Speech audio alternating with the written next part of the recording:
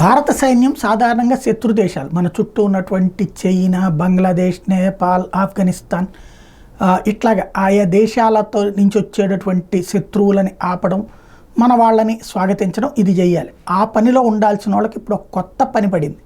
అది డ్రగ్స్. ఇదివరకు తీవ్రవాదులు పంపించేటటువంటి పాకిస్తాన్ ఇప్పుడు తీవ్రవాదుల్ని తక్కువ పంపిస్తుంది. ఎందుకంటే అక్కడ వాళ్ళు ఇదివరకైతే బ్రతుకు గ్యారంటీ అని వచ్చేవాళ్ళు, ఇప్పుడు చావు గ్యారంటీ అని రావడం తగ్గిపోయింది.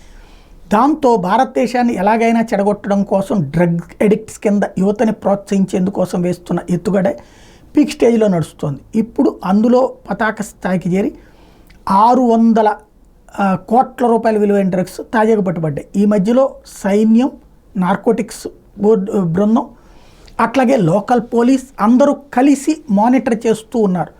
డ్రగ్స్ అనేటువంటి అంశాల మీద అంతర్జాతీయ దర్యాప్తు సంస్థల నుండి వచ్చేటటువంటి సమాచారం దేశ దర్యాప్తు సంస్థలకు వస్తే వాటిని అవి అందించినప్పుడు స్థానిక దర్యాప్తు సంస్థలు, కేంద్ర దర్యాప్తు సంస్థలు సంయుక్తంగా సమన్వయంతో పనిచేయాలి. అవి చేస్తూ ఉండటంతో ఇప్పుడు సక్సెస్ అవుతున్నాయి. తద్వారానే నిన్న గుజరాత్లో 600 కోట్ల రూపాయల విలువైనటువంటి డ్రగ్స్ దొరికినాయి.